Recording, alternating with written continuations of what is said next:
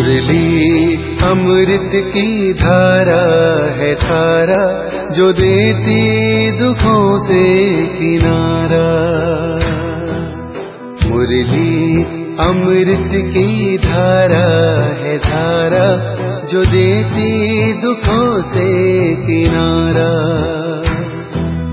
भूले जीवन में हो जाए शिव बाबा मुरली में समझाए। भूले जीवन में हो जाए शिव बाबा मुरली। ओम शांति। आज की तारीख है 14/8/2022 की अव्यक्त मुरली। Revise date 13/2/1992 Madhuban.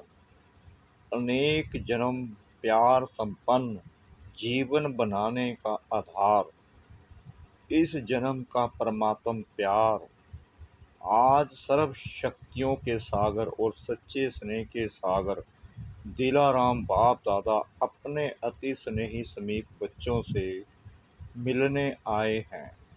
यह रूहानी स्नेह मिलन व प्यार का मेला विचित्र मिलन है। मिलन मेले सतयुग आदि से लेकर कलयुग तक अनेक हुए हैं, लेकिन यह रूहानी मिलन मेला अब संगम पर ही होता है। यह मिलन रूहानी मिलन है। यह मिलन दिल वाला बाप और सच्चे दिल वाले बच्चों का मिलन है। यह मिलन सर्व अनेक प्रकार के परेशानियों से दूर करने वाला है।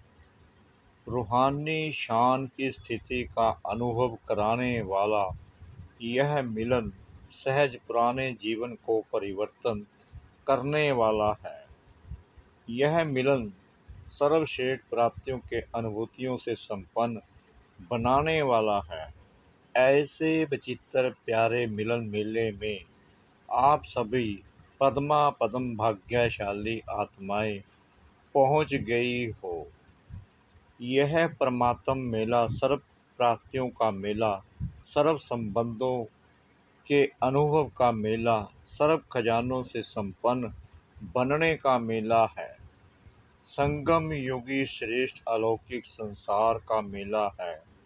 कितना प्यारा है और इस अनुभूति को अनुभव करने वाले पात्र बनने वाले आप कोटों में कोई में भी कोई परमात्म प्यारी आत्माएं हों। कोटों की कोट आत्माएं इस अनुभूति को ढूंढ रही हैं और आप मिलन मना रहे हो और सदा परमात्म मिलन मेले में ही रहते रहो, क्योंकि आपको बाप प्यारा है और बाप को आप प्यारे हैं। तो प्यारे कहाँ रहते हैं? सदा प्यार के मिलन मेले में रहते हैं। तो सदा मेले में रहते हो या अलग रहते हो, बाप और आप साथ रहते हो तो क्या हो गया? मिलन मेला हो गया ना। कोई पूछे आप कहाँ रहते हो तो पलक से कहेंगे कि हम सदा परमात्मा मिलन मेले में रहते हैं। इसी को ही प्यार कहा जाता है। सच्चा प्यार अर्थात एक दो से तन से व मन से अलग नहीं हो, ना अलग हो सकते, ना कोई कर सकता।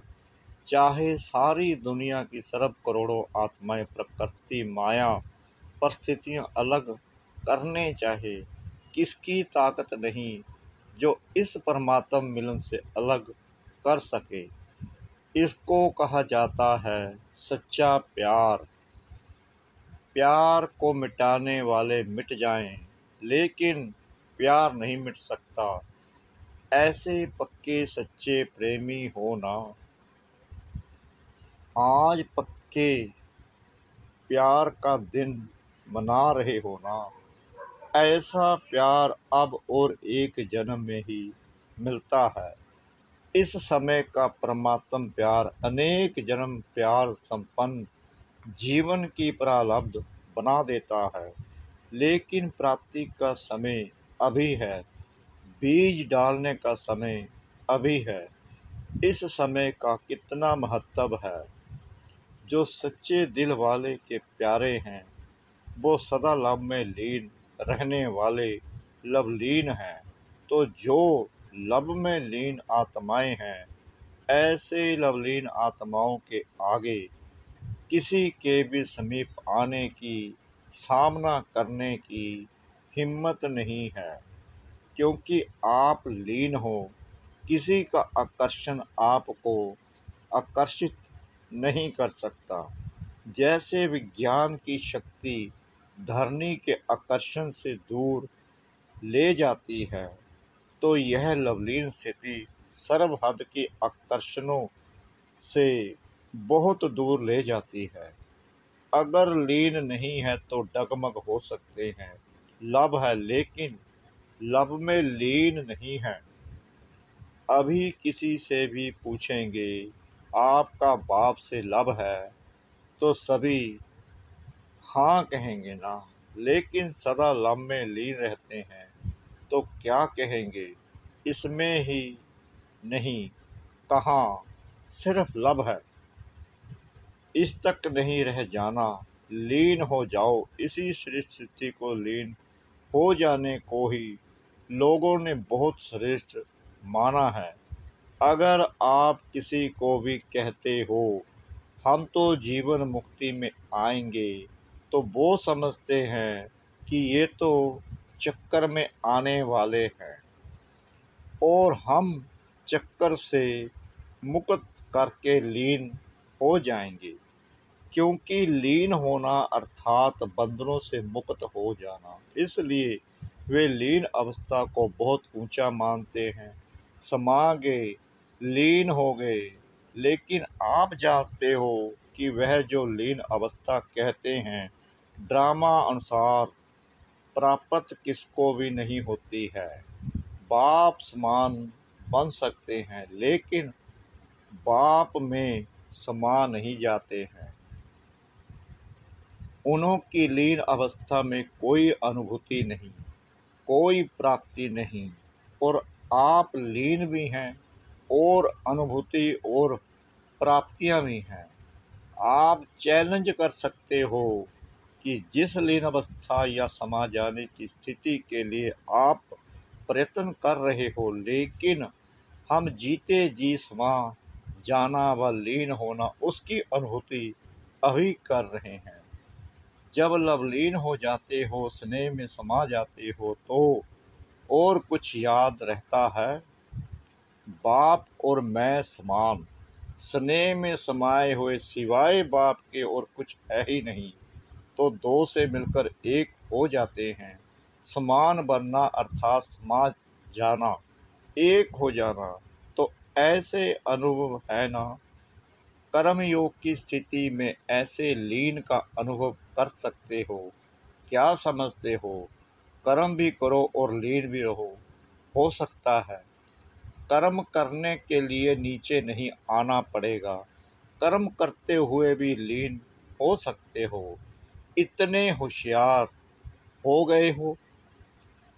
कर्मयोगी बनने वाले को कर्म में भी साथ होने के कारण एक्स्ट्रा मदद मिल सकती है, क्योंकि एक से दो हो गए तो काम बट जाएगा ना। अगर एक काम कोई एक करे और दूसरा साथी बन जाए तो वह काम सहज होगा या मुश्किल होगा। हाथ आपके हैं, बाप तो अपने हाथ पांव नहीं चलाएंगे ना। हाथ आपके हैं लेकिन मदद बाप की है, तो डबल फोर्स से काम अच्छा होगा ना।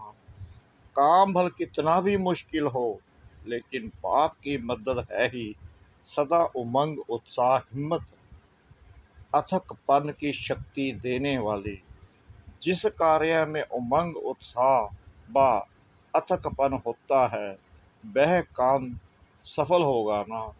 तो बाप हाथों से काम नहीं करते, लेकिन यह मदद देने का काम करते हैं। तो कर्मयोगी जीवन अर्थात डबल फोर्स से कार्य करने की जीवन, आप और बाप प्यार में कोई मुश्किल व थकावट फील नहीं होती। प्यार अर्थात सब कुछ भूल जाना, कैसे होगा, क्या होगा, ठीक होगा व नहीं होगा, यह सब भूल जाना। हुआ ही पड़ा है जहाँ परमात्म हिम्मत है, कोई आत्मा की हिम्मत नहीं है। तो जहाँ परमात्मा हिम्मत है, मदद है, वहाँ निमित्त बनी आत्मा में हिम्मत आ ही जाती है। और ऐसे साथ का अनुभव करने वाले, मदद के अनुभव करने वाले की सदा संकल्प क्या रहते हैं, नथिंग न्यू। विजयी हुई पड़ी है, सफलता ही है। यह है सच्चे प्रेमी की अनुभूति। जब हद के आशिक ये अनुभव करते हैं कि जहाँ है वहाँ तू ही तू है। वह सर्वशक्तिवान नहीं है, लेकिन बाप सर्वशक्तिवान है। साकार शरीरधारी नहीं है, लेकिन जब चाहे जहाँ चाहे सेकंड में पहुँच सकते हैं। ऐसे नहीं समझो कि कर्मयोगी जीवन में लवलीन अवस्था नहीं हो सकती, होती है। साथ का अनुभव अर्थात लव का प्रैक्टिकल सबूत साथ है, तो सहज योगी सदा के योगी हो गए ना। लवर अर्थात सजा सहज योगी, इसलिए डायरेक्शन भी दिया है ना कि यह तपस्या वर्ष तो प्राइज लेने के समीप आ रहा है, लेकिन समाप्त नहीं हो रहा है। इसमें अभ्यास के लिए, प्रैक्टिस के लिए सेवा को हल्का किया और तपस्या को ज़्यादा महत्व दिया। लेकिन इस तपस्या वर्ष के संपन्न होने के बाद प्राइज तो ले लेना, लेकिन आगे जो कर्म और योग, सेवा और योग, जो भी बैलेंस की स्थिति बताई हुई है, बैलेंस का अर्थ ही समानता, याद, तपस्या और सेवा, यह समानता हो। शक्ति और स्नेह में समानता हो, प्यारे और न्यारेपन में समानता हो, कर्म करते हुए और कर्म से न्यारा हो, अलग बैठने में स्थिति की समानता हो।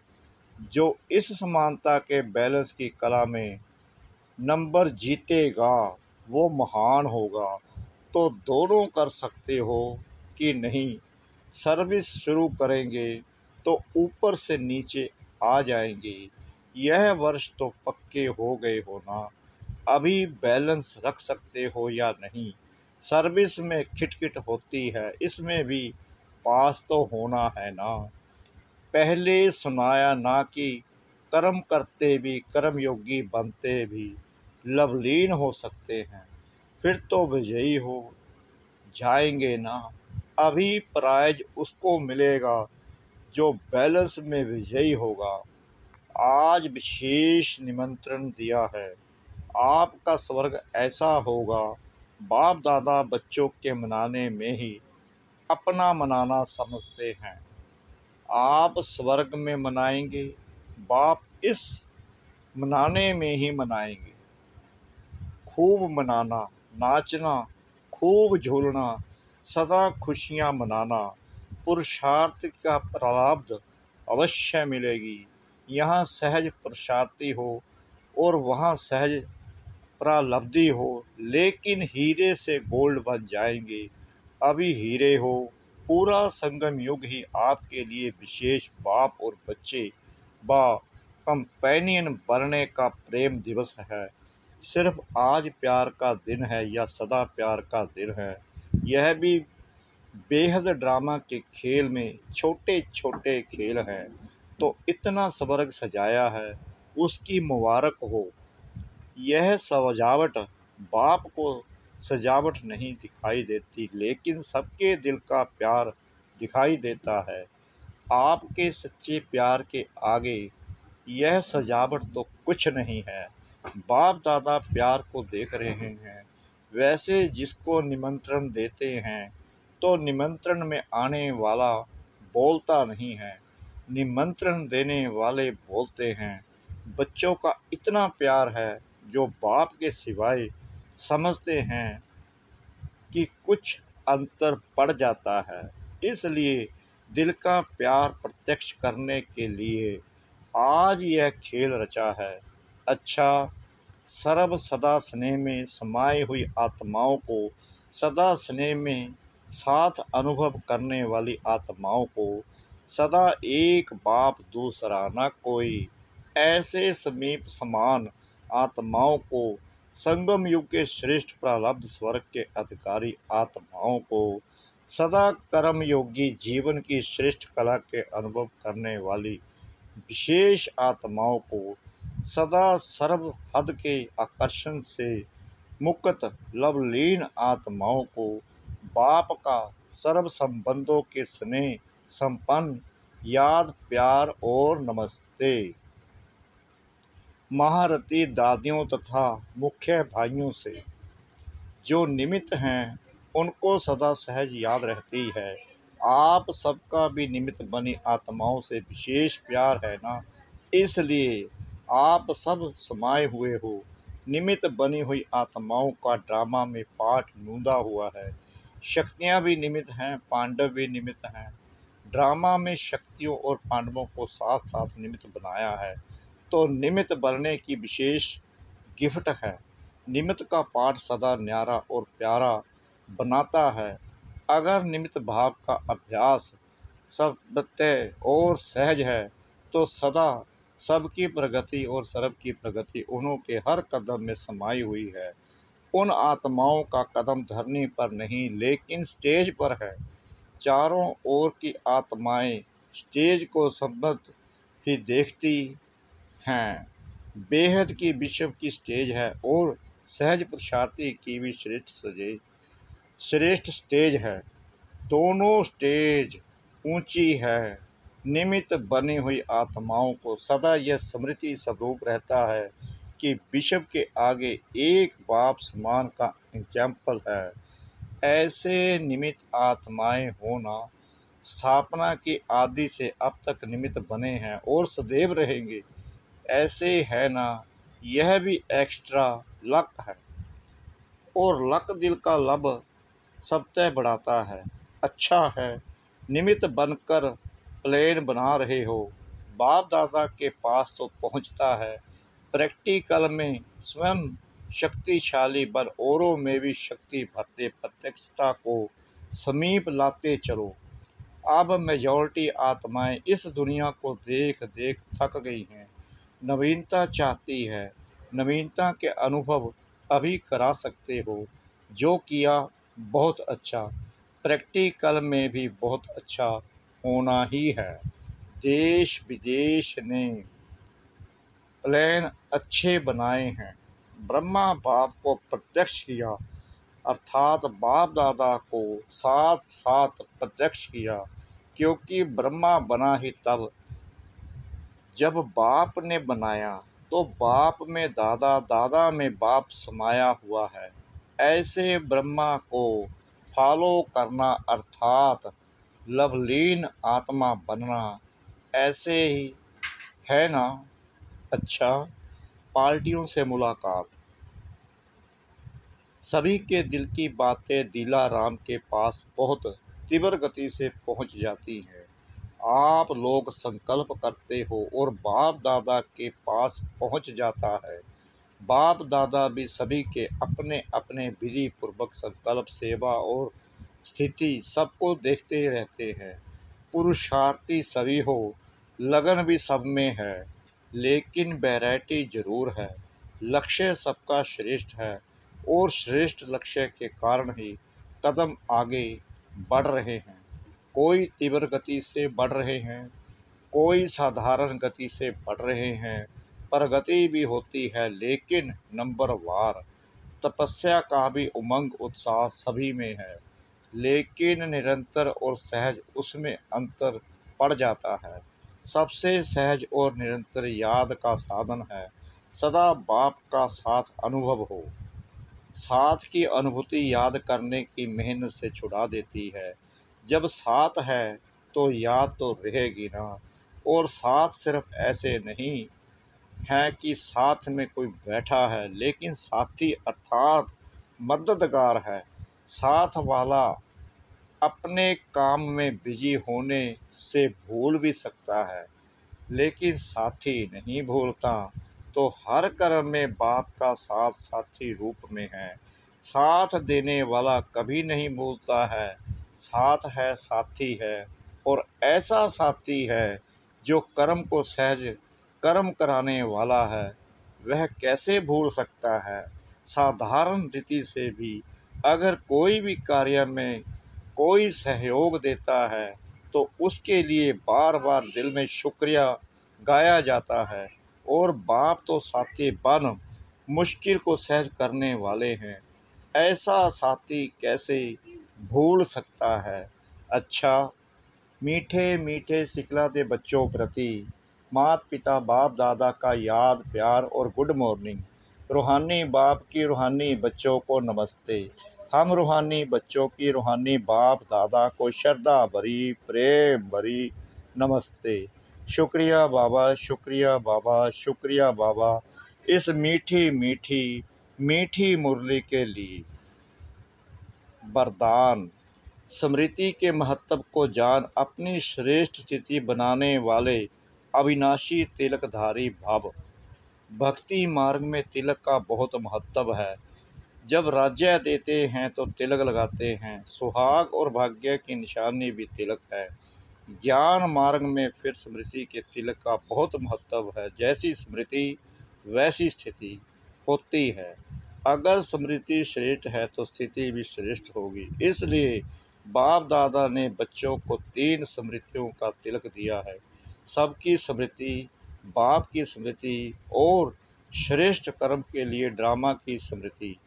अमृत बेले इन तीनों स्मृतियों का तिलक लगाने वाले अविनाशी तिलकधारी बच्चों की स्थिति सदा श्रेष्ठ रहती है। स्लोगन। सदा अच्छा अच्छा सोचते रहो तो सब अच्छा हो जाएगा। सदा अच्छा अच्छा सोचते रहो तो सब अच्छा हो जाएगा। ओम शांति।